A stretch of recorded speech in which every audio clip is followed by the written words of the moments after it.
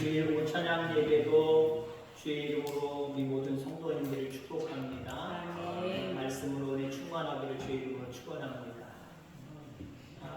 어떤 부부가 있었습니다. 이 부부가 열심으로 신앙생활을 잘했어요. 거의 모든 예배에 빠지지 않고 열심을 품었습니다. 새벽 예배도 빠짐없이 잘 나갔습니다. 그러던 어느 날 남편이 새벽에 자꾸 뒤척이고 일어나지 않아서 옆에 있던 아내가 깨웁니다. 여보, 새벽 예배 가야 돼. 새벽 예배 가야 돼. 가기 싫은데. 아니야, 그래도 가야 돼. 나 가기 싫단 말이야. 오늘만 쉬면 안 돼? 오늘만 안 가면 안 돼? 다른 사람들도 종종 빠지던데 나도 좀 빠질게. 그렇게 남편이 얘기했습니다. 그 이야기를 듣고 아내가 한마디를 했습니다. 그랬더니 남편이 벌떡 일어나서 새벽 예배를 가드리는 거예요. 뭐라고 얘기했을까요? 뭐라고 얘기했을까요? 당신은 교회 목사잖아. 지금 목사님이 새벽 예배 가기 싫어가지고 나 안 가면 안 돼. 오늘은 좀 안 나가면 안 돼. 그렇게 얘기했던 거였어요. 그때 아내가 한심스럽게 다른 사람들은 이렇게 저렇게 안 나올지언정 담임 목사가 안 나가면 어떻게 하겠다는 거예요. 말씀도 전해야 되고 성도들을 위해서 기도해야 되는데 목사가, 담임 목사가 안 나가는 게 말이 되냐? 너 목사야! 그랬더니 정신 바짝 차리고 목사가 일어나서 새벽 예배 갔다는 이야기입니다. 이 이야기는 아마 모든 목사님들에게 해당되는 경험한 내용일 겁니다. 저도 경험했어요. 젊었을 땐 더 많이 경험을 했고요. 그래도 저 스스로 이렇게 얘기해서 죄송합니다만은 그래도 하나님 모시듯 교만할지 모르지만 거의 99점이에요. 1년에 한두 번 빠질까 말까 젊었을 때도. 지금은 거의 수년, 10년, 20년 동안은 행사 있거나 여러 가지 제가 나갑니다 라고 해서 공식적으로 빠지지 않는 이상은 목회자니까 당연하지만 빠진 적이 없는 것 같아요. 근데 저도요 새벽 예배 하기 싫을 때가 있어요, 없어요? 제 마음으로 솔직하게 여러분들 대신 대답해 주세요. 있어요, 없어요? 저는 대답 안 합니다. 얘기했다가 하니까 큰일 날 수 있습니다. 있어요. 제가 여기 오기 전이고 제가 경주에서 오는 거 아십니까? 경주에서 있을 때 지금으로부터 대략 한 7년 되네요. 7년 전까지는 약간 조금 물러나지 않는 고지식함이 있었습니다. 새벽 예배 매일 드려요, 지금. 왜 주일날 쉬어? 왜 월요일날 쉬어? 그래서 목회 94년도부터 시작을 해서 지금으로부터 한 6년, 7년 전까지는요 쉼없이 새벽 예배 드렸습니다. 1년 365일. 특별히 어떤 절기나 어떤 없을 때, 수양에 갔을 때 그때는 빼놓고요. 근데 경상도 저쪽 경주 왔을 때부터 장로님들이 그 기록을 하시니까 알았습니다 했더니 쉬니까 좋긴 좋더라. 일주일에 한 번 쉬니까 좋긴 좋더라고요. 그렇다고 뭐 예배 안 드리는 것도 아니고 기도 안 하는 것도 아닌데 한번 마음 먹고 푹 그 시간까지 6시 넘어서 5시, 6시, 7시 넘어서까지 누워있으니까 참 그렇게 좋을 수가 없어요. 신앙은요, 앞에 오늘 오전에 드렸던 위선적인 건 생각하지 마세요. 그거랑은 달라요. 신앙은요, 안 그런 척 하는 것도 잘하는 신앙이에요. 안 그런 척 하는 거. 새벽 예배 싫지만, 제가 새벽 예배 싫은 거, 나오고 싶지 않은 거 여러분들께 자꾸 고백해보세요. 매일같이 고백해보세요. 여러분, 은혜 되겠어요? 안 되겠어요? 지금이니까, 목사님도 인간이니까, 평생에 몇 번 그럴 수도 있겠지 하고 이해하시면서 웃으면서 지나가지만 매일같이 난 새벽 예배 없으면 좋겠어요. 실질적으로 제가 전에 있었던 저쪽 있는 교회는요 새벽 예배 안 드려요. 지금까지 제가 거기 나온 지가 거의 7년여가 되는데 지금까지 새벽 예배 안 드려요. 왜? 목사님 난 새벽 예배 못 드려요. 난 새벽 예배 싫어요. 못 일어나요. 우리 집사람 일하러 다니기 때문에 새벽 예배 못 해요. 새벽 예배를 없애버렸어요. 여러분, 저도 인간인지라 오늘 본문의 말씀을 통해서 제목의 말씀을 정한 것처럼 영적 침체. 여러분, 침체가 뭡니까? 이것저것 일의 성과 없이 게을러진다는 겁니다. 나태해진다는 겁니다. 영적으로 침체기가 누구에게나 감기 몸살 1년에 한 번 이상 오듯이 옵니다. 에이, 영적으로 침체기가 왜 있어? 그 믿음 없는 사람이 나는 거지. 목사님이 영적인 침체기가 있다고? 이거 큰일 났네. 목사님이 어떻게 영적인 침체기가 있어? 아니요. 인간인지라 우리 모두는요, 감기 걸리지. 목회하지 않은 감기 안 걸리나요? 그랬으면 참 좋겠어요. 지금 내 목이 좀 약간 쉰 목소리 같죠? 어저께 밤에 제가 기도를 그렇게 많이 하는 건 아닌데 목소리가 좀 쉰 것 같아요. 몸이요, 바람에 따라서, 지온에 따라서 저도 달라져요. 마찬가지로 영적인 것도 다 마찬가지입니다. 우리 누구에게나, 우리 모든 인간에게는 영적인 침체기가 있을 수 있다는 거예요. 감기물선처럼 있을 수 있다는 거예요. 문제는 뭐냐? 영적인 침체기가 있느냐 없느냐가 문제가 아니에요. 물론 될 수 있으면 우리 모든 성도님들이 저와 같이 영적인 침체기가 거의 없기를 주의 이름으로 축원합니다. 아예 없을 수는 없어요, 인간인지라. 근데 중요한 건 오래가게 내버려두면 안 되는 거예요. 여러분, 감기가 오래 에이 낫겠지 하고 그냥 누구라도 보세요. 관리 안 해보세요. 물론 저절로 나는 경우도 있지만 더 심하게 이상한 쪽으로 갈 수도 있어요. 그래서 감기 몸살 걸렸을 때 빨리 나으려고 애쓰고 노력하셔야 됩니다. 영적인 침체기, 오늘 본문에도 보면 꿈의 선지자, 전설적인 능력의 선지자 엘리야도 영적인 침체기를 지금 갖고 있습니다. 엘리야 오늘 본문 이전에 어떤 일이 있었습니까? 우상을 숭배하는 바알신과 아세라 묵상신을 섬기는 840여 명과 싸워서 이기고 그들을 다 진멸했던 엄청난 능력의 종입니다. 그랬던 그가 바로 그 다음날 그 소식을 듣고 이세벨 여왕이 나의 우상 숭배자들을 네가 죽였지? 내일 요맘때쯤에는 너도 요 사람들같이 똑같이 내가 고대로 해줄 거야. 너 죽일 거야. 이 말 한마디에 영적인 침체기에 깊숙이 들어가 버립니다.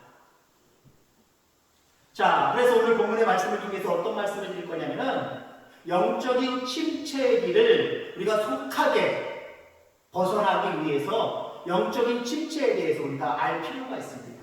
우선 영적인 침체기가 왜 올까요?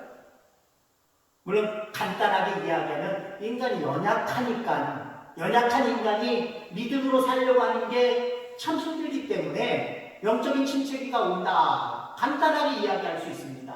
그런데 오늘 엘리야를 통해서 그리고 전반적인 모습을 통해서 왜 우리에게 영적인 침체기가 오는가, 먼저 이 부분에 대해서 잠깐 말씀을 드리고자 합니다. 낙심입니다. 낙심. 아마 엘리야는 그렇게 생각했을 거예요. 내가 하나님의 능력을 받아서 내 재단에 불이 내리게 하나님이 역사하여 주셨고 850명, 840여 명의 그 모든 우상 숭배자들을 죽일 수 있도록 역사하신 그 하나님께서 그 능력을 보고 이세벨이나 아합이나 벌벌벌벌 떨 것이다. 내 말에 굴복할 것이다. 아마 다음 날에는 마차를 보내서 나를 궁궐로 모실 수도 있겠다. 아마 이렇게까지 생각하지 않았을까요? 근데 지금 어떻게 하고 있어요? 이세벨, 이스라엘 민족의 우상 숭배의 근원인 이 이세벨, 이방 여인이었던 이 이세벨 왕후가 어떻게 하고 있습니까? 엘리야를 향하여서 너 다음날 요맘때쯤 너 죽여 내가. 가만히 안 둬 너. 내가 죽일 거야. 한마디로 이렇게 선포하고 있습니다. 낙심한 거예요. 아니 지금은 오늘은 승리해서 엄청난 승리의 기쁨을 가지고 살아가는데 내일은 더 큰 승리의 기쁨이 나에게 주어질 거라고 생각을 했는데 다음날 요맘때쯤에 나를 죽이려고 하는 저 이세벨의 등등한 모습 앞에 낙심한 거예요. 낙심했기 때문에 영적인 침체기가 옵니다. 우리가 기도하고 우리가 하나님 앞에 구하면 무엇이든지 금방금방 이루어질 것 같아요. 근데 더디 이루어질 때가 있습니다. 때로는 안 이루어질 때가 있습니다. 어떤 관계인지는 잘 알지만 그 얘기는 안 하기도 하고요. 더디 이루어지거나 안 이루어졌을 때 우리는 어떻습니까? 낙심하거든요. 에이, 이거 기도하는 게 맞는 건가? 신앙생활 이렇게 열심히 해도 되는 건가? 그럴 필요 없는 거 아닌가? 왜 하나님 응답 안 하시지? 왜 자꾸 이렇게 나를 수렁으로 이끌어 가시지? 낙심할 때 우리는 영적인 침체기를 경험할 수 있다는 거예요. 다른 말로 하면요, 낙심의 요소는 고난일 수도 있어요. 고난이 깊어지면 깊어질수록 우리는 영적인 침체기에 들어갈 수 있습니다. 기도해도 소용없다는 거예요. 하나님 앞에 나아가서 예배드려도 소용없다는 거예요. 그 그 고난 때문에 눌려서 우리 영적인 침체기를 가질 수밖에 없다라는 거죠. 그 다음에 우리 인간에게는요, 아까 인간이 연약하다라고 하는 모습을 얘기합니다. 뭐가 연약할까요? 우리 인간은 좀 더 쉬자, 눕자, 자자, 여기에 익숙해져 있습니다. 게을러지려고 우리는 애쓰면요, 저절로 됩니다. 열심히 품으려고 하면 대단한 각오를 해야 되고, 대단한 인내를 해야 열심히 품게 되는데, 게으르는 건요, 조금만 그냥 살짝만 그냥 넘어가면 게으르는 건 아주 익숙해져요. 게으르는 건 아주 익숙해지거든요. 게으름을 가질 때 우리는 영적인 침체기를 가질 수밖에 없다라는 겁니다. 영적인 침체기가 오는 이유가 또 하나가 있는데 바쁨이에요. 사실은 오늘 이 말씀을 이거 가지고 말씀을 드리려고 하다가 어떻게 말씀을 준비할까, 어떤 말씀이 좋을까. 우리 교회는 4월달쯤 되면 바쁩니다. 바쁨이 핑계가 되어서 모든 것들이, 하나님이 기뻐하시는 것들이 약간은 저항을 받거나 장애를 받는 모습들을 많이 바라보게 됩니다. 물론 저도 2년 동안 있으면서 많이 내려놨습니다. 많이 내려놨는데 그럼에도 불구하고 바쁨이 정당화될 수 없다는 거예요. 여러분, 바쁨을 이해할 때 한번 생각해 볼 필요가 있습니다. 무엇을 위해서 바쁘냐입니다. 무엇을 위해서. 둘 중에 하나입니다. 이 땅에 썩어 없어질 것들을 위해서 내가 바빠하는 것이냐, 아니면 영원히 하나님 나라에서 상급으로 쌓여질 그 열매를 위해서 내가 바쁠 것인가. 둘 중에 하나거든요. 둘 중에 하나. 물론 두 개 다일 수도 있습니다. 여러분, 바쁨이 핑계될 때 우리 영적인 침체기를 경험할 수밖에 없습니다. 날마다 이 모든 영적인 침체에 대한 원인들을 제거하며 살아갈 수 있는 결단과 믿음이 있게 되기를 주의 이름으로 축원합니다. 자, 그러면 이렇게 영적인 침체기에 빠지면 어떤 증상들이 나타날까요? 내가 지금 영적인 침체기에 빠졌다라고 하는 것을 뭘로 느낄 수 있을까요? 증상으로 느낄 수 있는 거예요. 아, 이런 증상이 있으면 내가 지금 영적인 침체기를 겪나 보다. 그렇게 생각하시면 거의 맞습니다. 그 중에 하나가 뭐냐면 살 의지가 사라집니다. 살 의지. 다른 말로 얘기하면 우울감이 우리 속에 덮치게 됩니다. 우울감. 오늘 엘리야 선지자가 살고 싶어 합니까? 죽고 싶어 합니까? 로뎀나무 아래, 그늘 아래 앉아서 하나님 앞에 죽기를 구하고 있잖아요.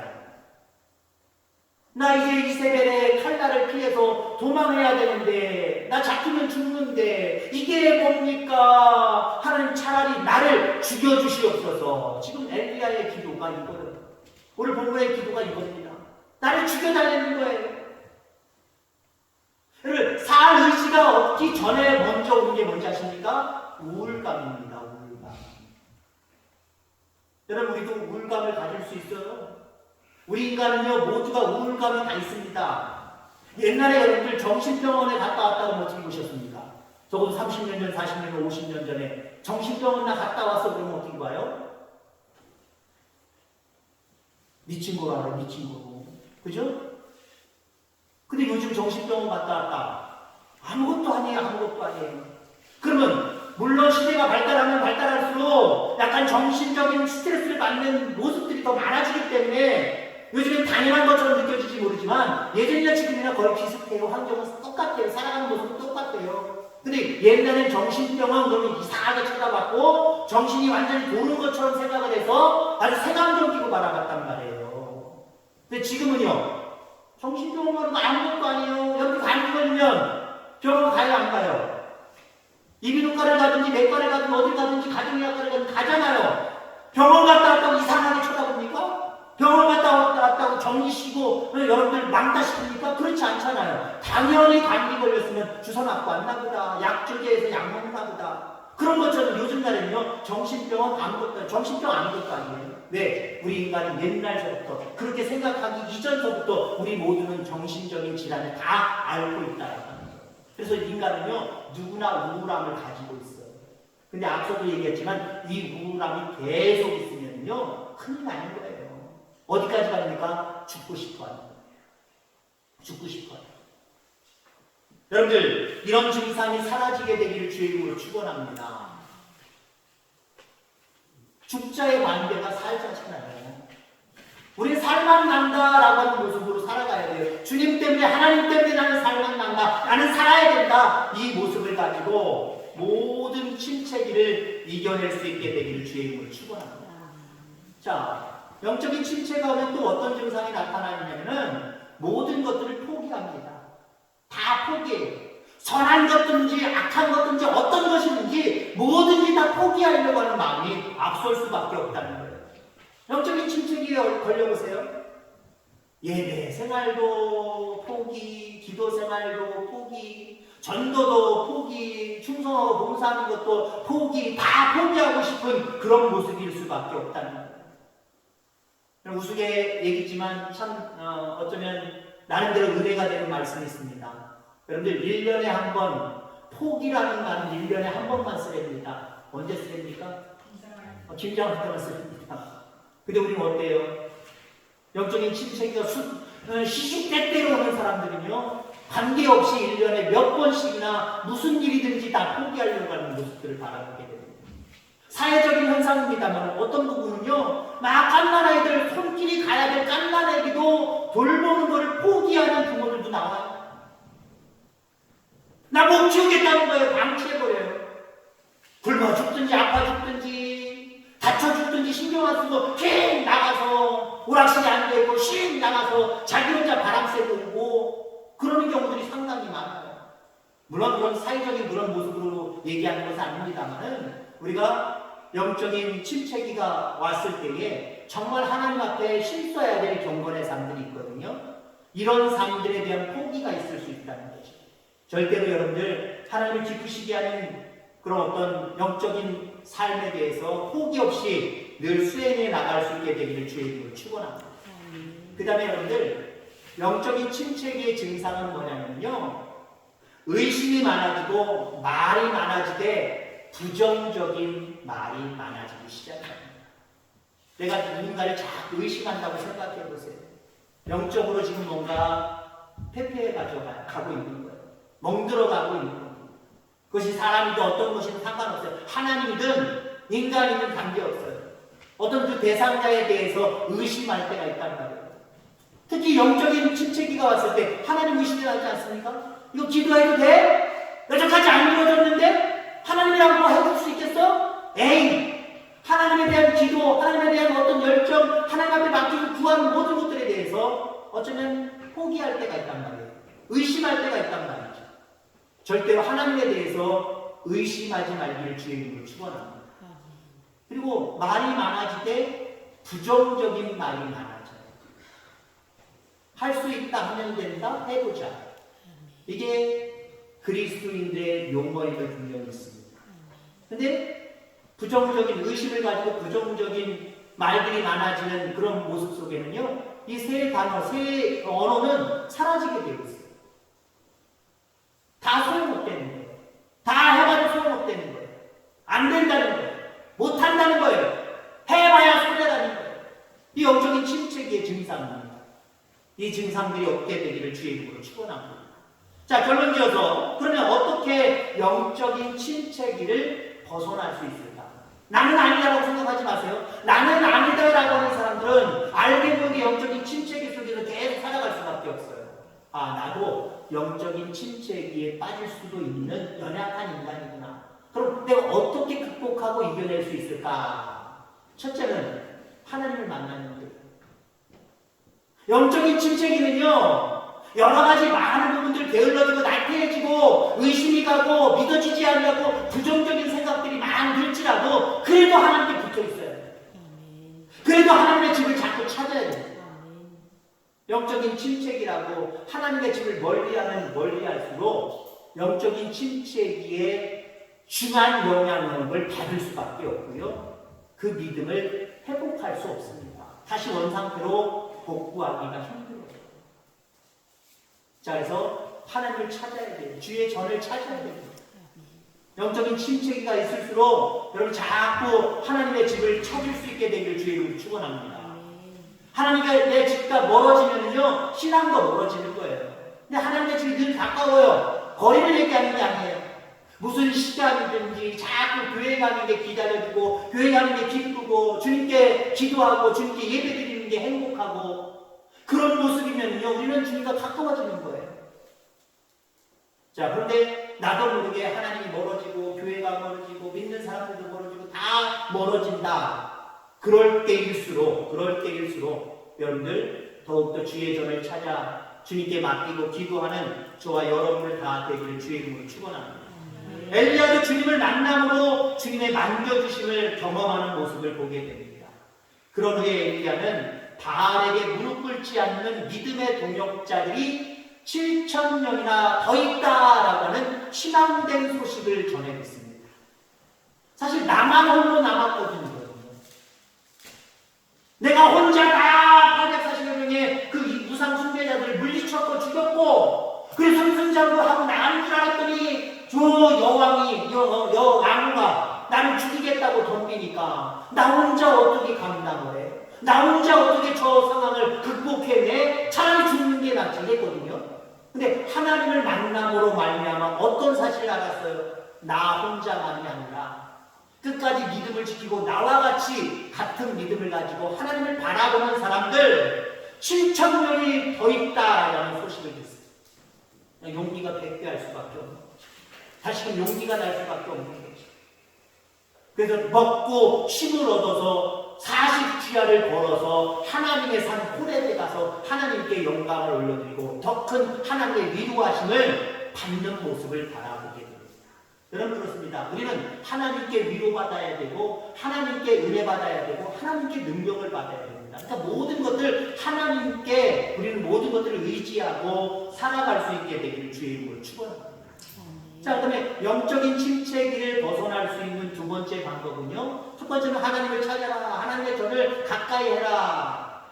믿는 사람들을 꾸준히 계속해서 만날 수 있기를 주의 이름으로 축원합니다. 믿는 사람들. 안 믿는 사람들이야 실망하고 실족하고 만나봐야 소용없고 그러니까 포기할 수도 있지만 믿음의 식구들 늘 가까이 둘 수 있기를 간절히 소망합니다. 그래서 믿음의 식구들은요. 내 사정을 알면 그 어떤 영적인 침체기에 내 상황을 알면 가만히 있진 않잖아요. 기도해 주잖아요. 말씀으로 위로해 주잖아요. 근데 세상 사람들은요. 물론 같은 기독교인이라고 할지라도 믿음이 온전하지 못한 사람들은 그렇게 또 얘기 들어도 기도해주고 위로해주는 게 아니라 세상 사람들과 똑같은 모습으로 하는 사람들도 있긴 있습니다만은 그래도 여러분들 신앙생활하면서 이 정도면 정말 모든 기도 제목을 나누고 맡겨도 되겠다라고 하는 믿음의 식구들이 있잖아요. 그들과의 만남도 거부하는 모습, 포기하는 모습이 있으면 안 돼요. 절대로 영적인 침체기에서 벗어날 수가 없어요. 그들과의 만남을 계속해서 가질 수 있길 바랍니다.